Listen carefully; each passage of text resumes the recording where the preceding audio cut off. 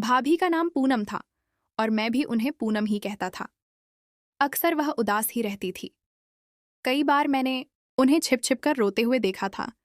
मुझे लगा कि वह मेरे भाई को याद करती है, तभी छिप छिप कर रोती रहती है। पर ना ही मैंने कभी उससे यह बात पूछी थी और ना ही भाभी ने कभी खुलकर मुझसे यह बात बताई थी। रात को वह अपने कमरे में बंद हो जाती और कमरे से रोने की आवाज़ें आने लगती थीं। दरअसल मेरे भाई की शादी के अगले हफ्ते ही वह विदेश चला गया था। एक नई दुल्हन के लिए अपने पति के बिना रहना बहुत मुश्किल हो जाता है, लेकिन मेरे भाई ने तो शादी सिर्फ मेरे लिए ही की थी, क्योंकि मैं घर में अकेला रहता था और अब घर की जिम्मेदारी संभालने के लिए एक औरत का होना जरूरी था। इसीलिए भाई भाभी को मेरे हवाले छोड़कर चला गया। पूनम भाभी बिल्कुल अकेली रहती थी। उसका ख्याल भी मैं ही रखता था। वह भी एक 28 साल की जवान औरत थी। रिश्ता ना मिलने के कारण मेरे भाई के साथ उसका विवाह हो गया था, क्योंकि बीतते समय के साथ उसकी उम्र भी बढ़ती जा रही थी। एक रात में सोने के लिए लेटा हुआ था जब भाभी मुझे आवाज़ देकर बुलाने लगी। मैं सोच रहा था कि इस समय भाभी को मुझसे क्या काम हो सकता है।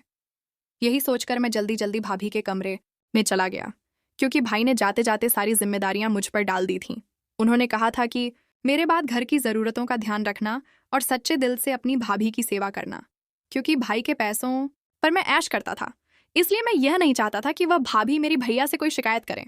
जब भी भाभी ने वापस आने की बात की तो उसने कोई ना कोई चाल चलकर आने से मना कर दिया। रात के 12 बजे भाभी ने मुझे आवाज़ देकर अपने कमरे में बुलाया और मैंने यह सोचकर चला गया कि कोई ज़रूरी काम होगा। पर वहां जाकर मैं हैरान रह गया, क्योंकि वह खुद बिस्तर पर लेटी हुई थी। मैं घबराकर दरवाजे पर ही रुक गया। भाभी को आवाज़ देकर पूछा, भाभी मुझसे कोई काम था? मेरी आवाज़ सुनकर वह उठ गई और मैंने सोचा कि हमेशा की तरह अपने दुपट्टे से खुद को ढक लेगी, क्योंकि वह सारा दिन दुपट्टा ले रखती थी। मैंने कभी उसे इस तरह नहीं देखा था। पर मेरी आवाज़ सुनकर वह कहने लगी, समीर अंदर आ, मुझे तुझसे कुछ ज़रूरी काम है। भाभी अभी भी वैसे ही लेटी हुई थी। मैं कमरे में गया, लेकिन मेरी नज़रें झुकी हुई थीं और मैं शर्मा रहा था। मैंने भाभी को पहली बार इस तरह से देखा था। भाभी ने मेरी ओर मुड़कर देखा और मेरी झुकी हुई नज़रों को देखकर कहने लगी, समीर शर्माने की कोई बात नहीं है। इस घर में हमें ही एक दूसरे का साथ देना पड़ेगा। मेरा पति तो विदेश में रहता है, लेकिन तू हमेशा यहाँ रहता है और मेरा ध्यान रखता है। यही सोचकर मैंने तुझे बुलाया कि मुश्किल वक्त में तू मेरा साथ देगा। भाभी की बात सुनकर मैंने हैरानी में उसकी ओर देखा।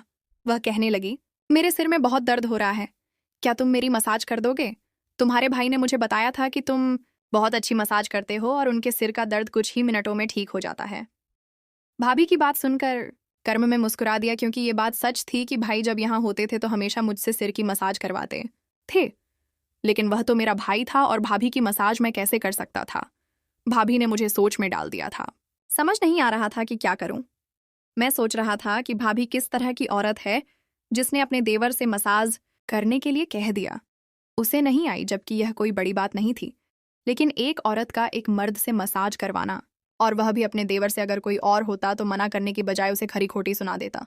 लेकिन इस समय में भाभी के रह मोकरम पर जी रहा था, इसलिए उसके सामने जुबान चलाने की हिम्मत नहीं थी और ना ही उसे मना कर सकता था।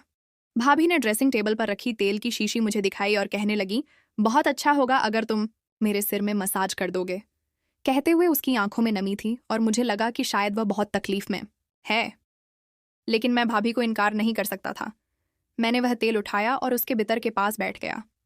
फिर धीरे धीरे तेल उसके सिर पर लगाकर मसाज करने लगा। मैंने अपनी नज़रें झुका ली थीं और किसी भी तरह था।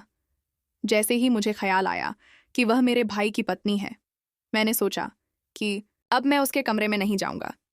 अगली सुबह भाभी पूरी तरह से दुपट्टा ले हुए थीं और मेरे लिए रोटी बना रही थीं। फिर मैंने आगे बढ़कर रोटी ली और वह मुझसे कहने लगी, समीर तुमने मेरे सिर का दर्द खत्म कर दिया है, मैं तुम्हारा धन्यवाद करना चाहती हूँ। उसकी बात सुनकर मैं शर्मिंदा हो गया। मैंने कहा, असल में आप पूरा दिन घर में काम करती रहती हैं, इसलिए आप थक जाती हैं।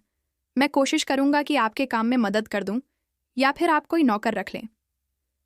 मेरी बात सुनकर भाभी कहने लगी, मुझे थकावट तब तक नहीं मिटेगी जब तक मेरा पति नहीं आएगा। उसी दिन मेरी थकावट दूर होगी। मैं उसके शब्दों को समझ नहीं पाया, लेकिन वह रसोई में चली गई और मेरे काम का समय हो गया। मैं घर से चला गया। सारा दिन मेरे दिमाग में भाभी ही घूमती रही। दोपहर को जब मैं घर आया मेरी बहन भी घर आ गई थी।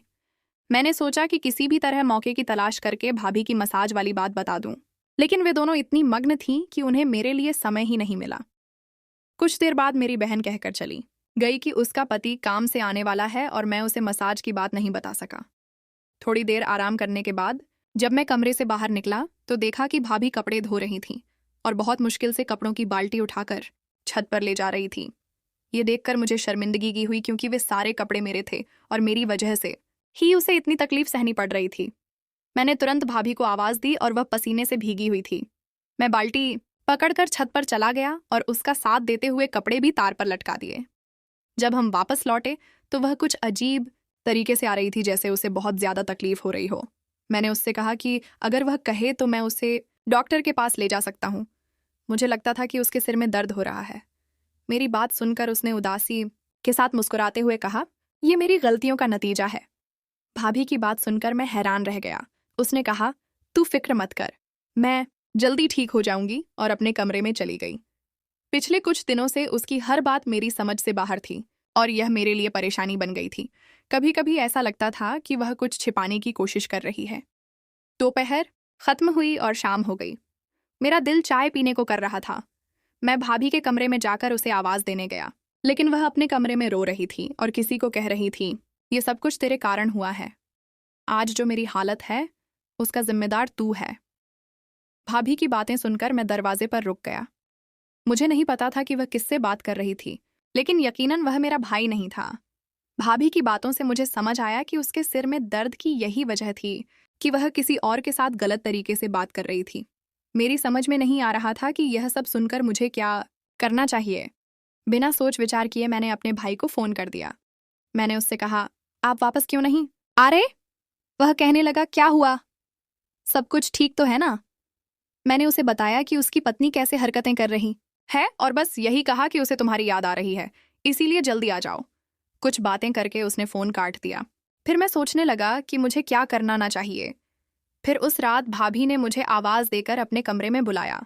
मैं उसके कमरे में गया और वह लेटी हुई थी और सिर की